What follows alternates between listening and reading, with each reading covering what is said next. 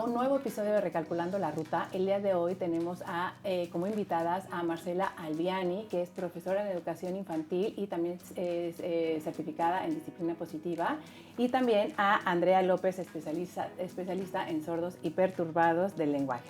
Y el día de hoy nos vienen a presentar su libro Abrazando mis emociones.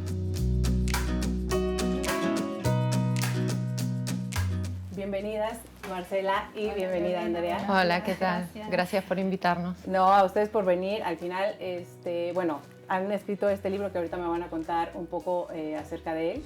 Y realmente, pues es un libro que da muchos recursos y que lo importante de este podcast es justo dar y llegar a más gente para tener más recursos, ¿no? Y uno de los retos, creo que más importantes que tiene tanto un profesor como un padre, como un educador, es el gestión de las emociones, ¿no? Sí. Bienvenidas. Gracias.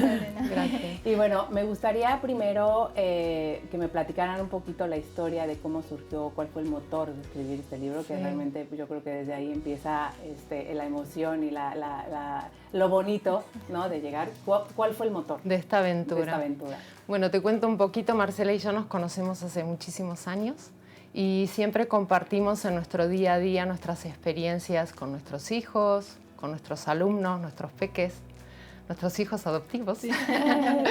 y bueno, siempre teníamos ganas de hacer algo juntas.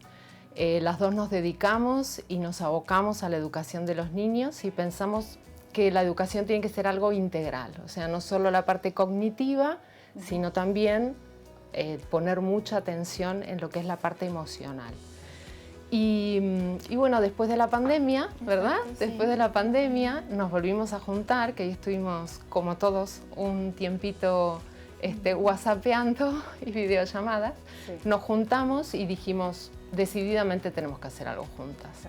Y pensamos, dimos vueltas, idas, venidas, teníamos muchas ideas en mente y pensamos que lo más importante o lo más adecuado sería hacer un manual de emociones, que como bien dijiste, es un manual que brinda herramientas a los niños para que puedan gestionar sus emociones. Pensamos que es una herramienta que además de útil, puede ser muy didáctica, tanto para padres como para profesores. Muy importante, claro. Que se involucren. Un punto de encuentro entre padres y profesores. Exacto, y que los puedan guiar y acompañar en este viaje, ¿verdad? Claro. Tan fascinante que es el mundo de las emociones. No, porque al final yo creo que cuando los niños también se sienten acompañados, o sea, niños pequeños, ¿no? Sí. O al final es como un punto de, como decías, ¿no? Como de encuentro.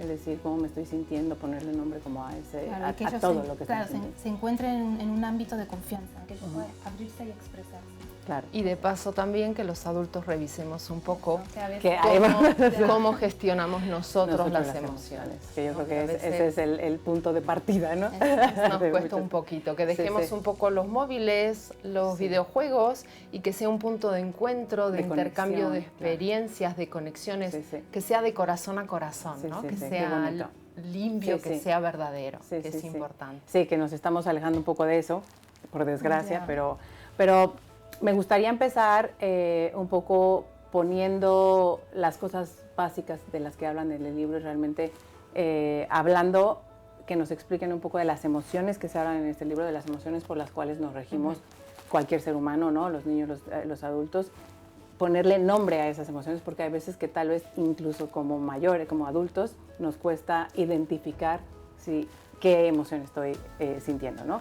Entonces es importante si nos pueden explicar cuáles son estas emociones de las que se hablan en este libro. Vale, en el libro hablamos de 7 emociones, que son la alegría, la tristeza, el enfado, el miedo, el asco, la sorpresa y la ansiedad. Sí, la importancia que es abrirse y hablar sobre las emociones. A veces tenemos el tabú que, por ejemplo, de las emociones que se suelen decir negativas, que son el enfado y la tristeza, no se habla porque tienen vergüenza o porque se reprimen.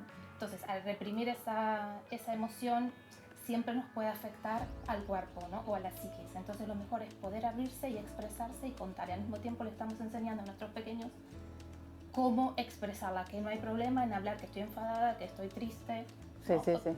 Uno dice estoy alegre, estoy contenta, pues está todo bien, pero si está triste, no. O le dices no llores, no grites, ¿por qué no? Si la idea es esa, es que los chicos puedan expresarse Sí, porque son emociones que naturalmente que las sentimos, ¿no? Como la alegría, por ejemplo. Claro. Y cuéntenme una cosa, porque al final creo, ¿cuál es para ustedes sería como el primer paso, como consejo a los padres, ¿no? Ese primer paso de nosotros como padres para poderle enseñar a nuestros hijos a esta gestión de emociones, ¿no? Creemos que el primer paso es la comunicación, es básico. El diálogo es fundamental en las relaciones interpersonales y poder dar yo, aunque sea mi niño pequeño, dar mi opinión, pedir su opinión, mostrarme tal cual soy. A veces soy vulnerable, a veces soy un poco más fuerte, pero soy humana. Claro. Eso es importante, crear, como decía Marcela, un ambiente de afecto, un ambiente relajado. Eso facilita que el niño se abra y pueda expresar lo que siente. Claro. Todos esos son factores que intervienen y facilitan la comunicación. Entonces, de confianza, ¿no? Sí. Exacto, crear un vínculo, estrecha el vínculo y hace que tanto nosotros como ellos tengamos una comunicación muchísimo mejor, hacer una escucha atenta, mirar a los ojos cuando te estoy hablando. Son todas cositas que van sumando y que hacen que la comunicación... ¿Cuántas veces vemos padres e hijos que se están hablando y está el padre con el móvil o que no se paran un minuto a decir, bueno, mi hijo necesita este momento, atención. Voy a dejar un minuto y voy a abocarme a él, me voy a dedicar a él. Es fundamental, fundamental. Sí, yo creo que es que ese espacio, como decíamos, ¿no? Se está perdiendo un poquito, ¿no? El de poder comunicar, ese espacio de confianza en donde ellos se puedan sentir al final escuchados, pero también mostrarnos a nosotros como padres, ¿no? El decir, pues, hoy no tuve un buen día, ¿no? Y también el poderlo decir, expresar, porque al final le das permiso, ¿no? Al niño de poder hacer también esa apertura, ¿no? También es válido y me doy permiso de hacerlo, ¿no? Exacto, sí. Y en su libro hablan mucho de que el cuerpo y las emociones van como relacionadas. Sí. A ver, cuéntame esto. Yo creo. A ver, el cuerpo y la emoción están en continua relación, ¿no? Se están comunicando continuamente. Nosotros estamos tristes y lo expresamos con nuestros gestos, o estamos decaídos, o estamos enfadados, o con ira y sentimos tensión en la mandíbula o en los puños. Entonces, es muy importante que los niños desde pequeños aprendan de a poco, ¿no? A poder gestionar esas emociones. Si yo tengo ira, bueno, me paro, pienso, ¿qué es lo que me está sucediendo? ¿Qué herramientas tengo yo para relajarme, para poder llegar a la calma? Entonces, una vez que encuentra ese camino para relajarse, pues se siente mejor. Y si sabe el por qué está enfadado o triste, es como decir, uy, no se solucionó, pero es como que se relaja. Bueno, estoy por esto, entonces ya sigue para adelante. Sí. Y esto tiene que ver también porque hay veces que, y muchos se dan, por ejemplo, en disciplina positiva, ¿no? De decir, ¿dónde está sintiendo esto, ¿no? Ubicarlo en el cuerpo. Ubicando en el cuerpo, lo siento aquí, lo siento acá, ¿no? Y es como... Y reconocer, siento esto, bueno, esto es la tristeza, esto es la alegría, esto es el enfado. O sea, ponerle nombre, ¿no? Sí, al final es un recurso, ¿no? Porque, claro... Nuestro trabajo también de adultos es validar las emociones de los pequeños, ¿no? Sí. Eso ayuda a que lo que estábamos diciendo antes que se haga. Sí. Y me parece muy, muy interesante esto de validar y creo que ahora mismo, y estamos al final sembrando esta semillita, ¿no? De poner como de la parte de educación emocional que se habla mucho, que mucha gente puede estar o no de acuerdo o puede estar muy alejada del concepto de la educación emocional, que al final está sucediendo, todavía hay mucho camino por recorrer, ¿no? Pero ya está haciendo, incluso en los colegios, ¿no? Ya se introduce mucho el validar el cómo me siento, el decir me siento mal, me siento bien, estoy triste, no me gustó que me hicieras esto, eso, que es como el camino que se está recorriendo poquito a poquito. Pero primero quiero que me digan qué es la educación emocional, porque creo que ese concepto todavía en algunas todavía no está como muy bien cimentado, ¿no? Si decimos educar emocionalmente nos referimos justamente, todo esto va girando siempre sobre los mismos términos, ¿no? Pero es que es así porque hay una interacción entre todo esto. Es poder darle a ese niño o a ese adulto las herramientas que necesita para poder gestionar de la manera más adecuada posible, dependiendo del entorno en el que se encuentra y dependiendo de la persona con la que está tratando, para que sea lo más empático posible y que se adecue a esa situación, como bien digo. Entonces, los 3 pilares fundamentales de la educación emocional son la emoción, la cognición y el comportamiento. Como Marcela decía, siento una emoción, la paso al plano cognitivo, le doy un nombre, la reconozco, la acepto con la mayor naturalidad posible, y el comportamiento. Tengo una conducta que se adecue lo mejor posible dentro de lo que pueda, siempre con respeto hacia el otro y con empatía también, ¿no? La idea no es encontrar un culpable de lo que yo estoy sintiendo. Nosotros en el libro tratamos en el manual el mensaje yo y el mensaje tú. El mensaje yo me siento, yo me hago cargo de lo que estoy sintiendo. Y eso es superimportante. Yo siento esto. Siempre se lo dejamos que es afuera. más fácil dejarlo fuera que decirme, hacerse responsable. Estoy sintiendo esto, pues me quedo con esto, veo qué es lo que me está pasando, qué me pasa en el cuerpo, y trabajarlo uno, ¿no? Y me gustaría, si tengo obviamente posibilidad, hablar con esa persona y decir, me siento incómoda cuando pasa esto. Me gustaría que cambiaras tu actitud, o me gustaría que, pero no, tú tienes la culpa porque... Tú me haces sentir así, exacto. ¿no? Es algo que tú tienes ya integrado y que te está despertando algo, ¿no? Exacto. Que como de alerta de algo tuyo. Y si nosotros logramos eso, es nuestro granito de arena a la sociedad. O sea, vamos a aportar. Claro. Al final, ¿cómo creen que puede repercutir si realmente todos estuviéramos como muy conscientes en la educación en la educación emocional? ¿Cómo podría repercutir en la sociedad en un futuro? Yo creo que es eso, que mejoraría muchísimo a nivel emocional. Sí. No nos enfadaríamos tanto en el coche cuando hay un atasco, cuando se cuela alguien en la cola del supermercado, o no habría tantas malas contestaciones, creo que no habría tanta agresividad. Sí, yo estoy viendo mucha agresividad. Por ejemplo, uno está enfadado por una X situación y va a encontrarse en un ámbito social. No es lo mismo que vayas tranquilo, que vayas enfadado por una situación fuera, que no tiene nada que ver con ese momento. Entonces lo vas a tomar las cosas de diferente manera. Si tú estás enfadado o te encuentras con una situación, te va a ser más difícil sobrellevarla. Una situación complicada a que si vas tranquilo. Claro. Sí. Y, por ejemplo, ¿por qué creen que a veces es tan difícil para algunas personas reconocer sus emociones?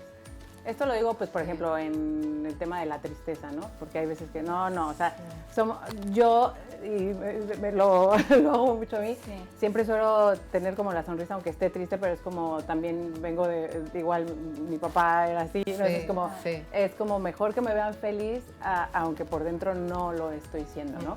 ¿Y por qué es tan difícil? Porque al final esto también puede afectar en tu salud, puede afectar a muchas cosas, ¿no? Sí. Pero ¿por qué creen que es tan difícil el no poder decirlo? Estoy triste. Quizás, también depende mucho de la educación que uno haya tenido de pequeño. Si le dieron la oportunidad de abrirse, de poder expresar qué es lo que siente. O a veces también puede ser por miedo o por si no voy a reconocer que estoy triste, entonces lo disimulo, ¿no? No estoy bien, no. Por vergüenza. Por vergüenza. Por vergüenza, sí. Sí. Como que no fue permitido, claro. ¿no? Y a veces guardarse esa emoción hace que quizás podamos tener alguna dolencia o algún, digamos, dificultad física o problema físico o psíquico, ¿no? Claro. Que nos dificulte poder expresarnos bien o nos traiga alguna dolencia, ¿no? Como he dicho. O que se vaya acumulando y que luego la respuesta sea totalmente descontrolada. Claro. Porque uno va como guardando la tristeza y puede llegar a... Nosotros como padres y como educadores creo que tenemos que tener muy en claro que no somos terapeutas, es decir, nosotros podemos advertir ciertas señales que el chico nos envía, nos da a través de sus comportamientos y demás, pero creo que, que llegado el caso, si nosotros vemos que no es que se nos vaya de las manos, pero que no podemos controlarlo, pues obviamente tendríamos que recurrir. Nosotros como educadores podemos colaborar y lo que decíamos, podemos poner nuestro granito de arena, pero llega un momento que necesitamos ayuda de gente externa a nosotros. Y hay que saberlo reconocer, ¿no? Exacto. Claro, hay que saberlo aceptar. Eso porque es que ya no tenemos las herramientas y decir, necesito. A veces nosotros hacemos experiencias con los peques, por ejemplo, en una clase con una de las niñas, normalmente fluye normalmente y le encanta hacer las actividades, pero un día en específico ella estaba más nerviosa, más inquieta y como que no le interesaba lo que había pasado. Entonces, con permiso de la madre, le dije, bueno, saqué el libro, lo empezamos a hojear y ella eligió la tristeza.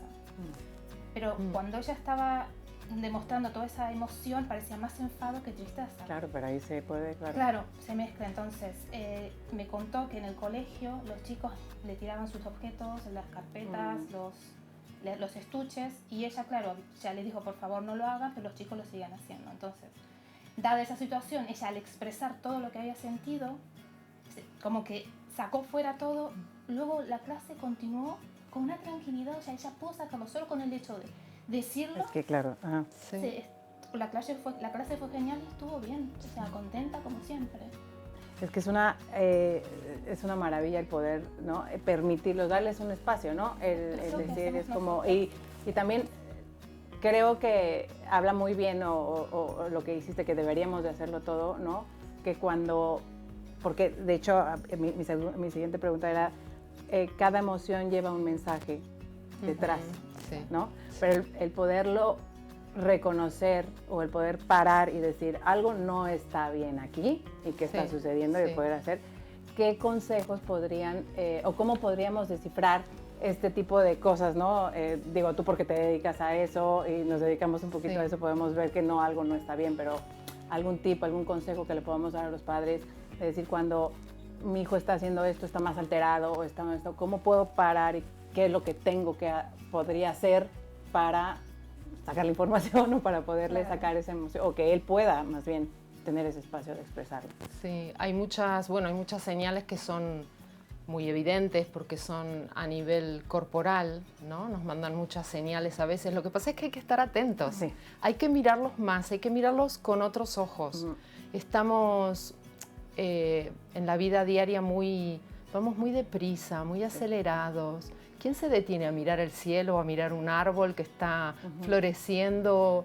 La gente va muy deprisa y entonces a veces nos perdemos señales que nos piden a gritos silenciosos que por favor les prestemos atención. Por ejemplo, una mirada.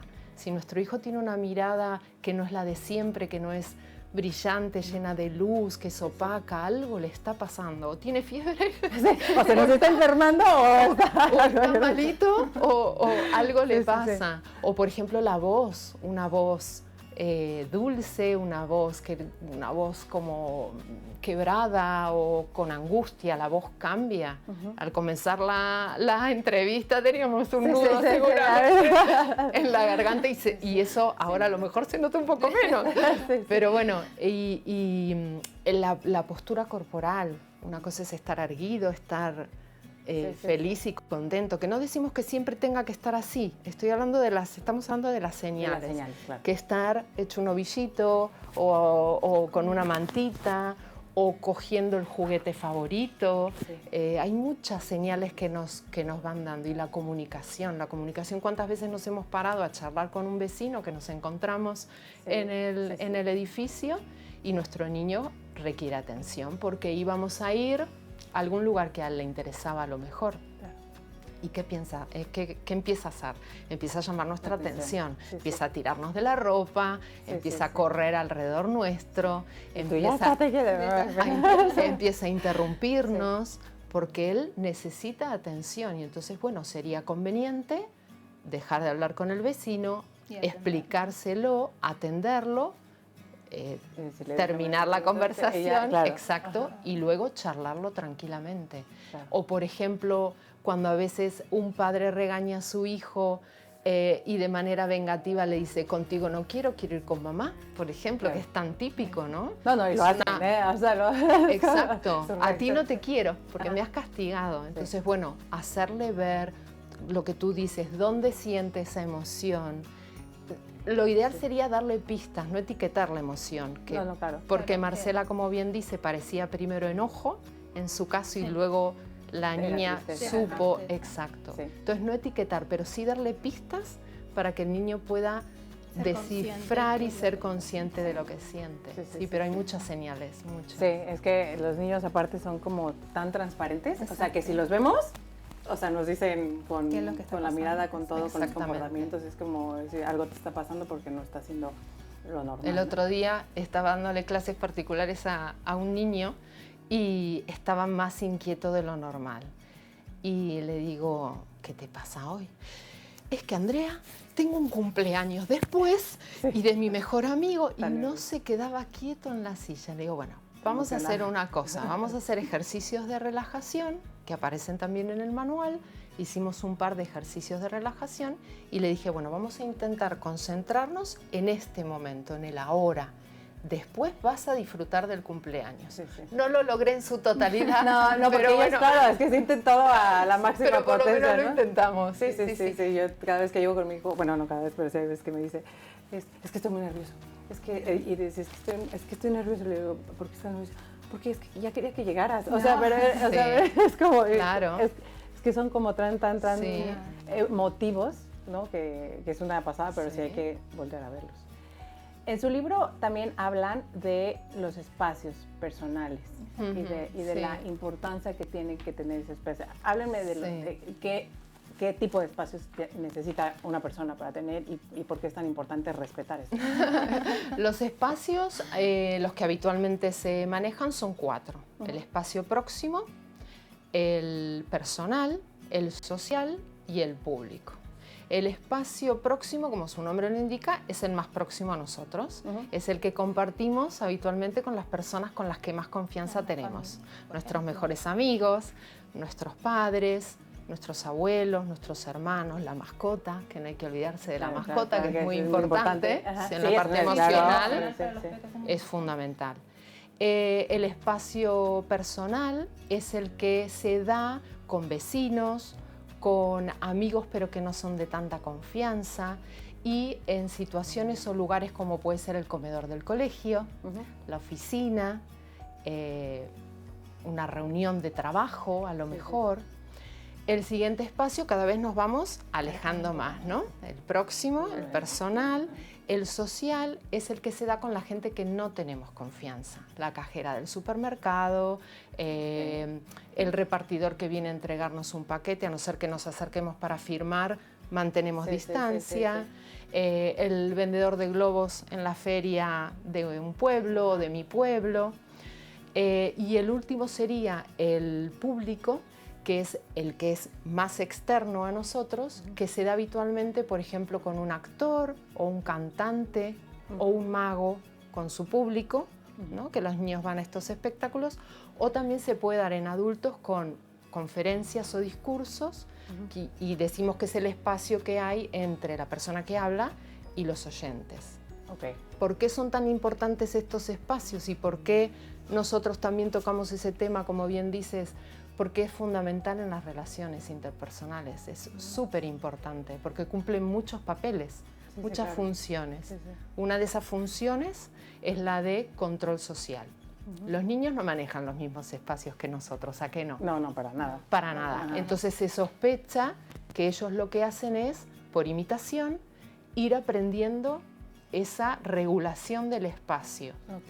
Y entonces lo que hace eso es ya traspasarlo a una norma o formar una norma para entonces saber cómo me tengo que ubicar, dónde me tengo que ubicar, dependiendo de la persona con la que estoy tratando y el entorno donde estoy. Otra función importante es la de autoprotección. ¿Cuántas veces pasa? Recién fuimos a tomar un café y tenía una señora que tenía la cabeza aquí y yo me empecé a sentir incómoda porque no gusta que invadan tu espacio próximo si no es una persona de confianza. Entonces, cuando invaden tu espacio sin tu autorización, los niveles de estrés y ansiedad suben. Sí, totalmente. Cuando respetan tu espacio personal, esos niveles bajan. ¿Y por qué es importante entonces? Porque si hay un respeto en esos espacios, próximo, personal, social y público, tú tienes un bienestar emocional mejor. Claro, totalmente. ¿Qué pasa? Que hay que tener en cuenta las diferentes culturas también, porque los latinos somos mucho de acortar distancias, pero los nórdicos no. Sí, ellos... Entonces hay que también saber respetar el espacio del otro y saber hasta dónde. El otro también nos va a ir dando señales y nos va a decir hasta dónde debemos acercarnos. Eso sería lo ideal. Y es fundamental enseñarle a los niños esos tipos de espacio.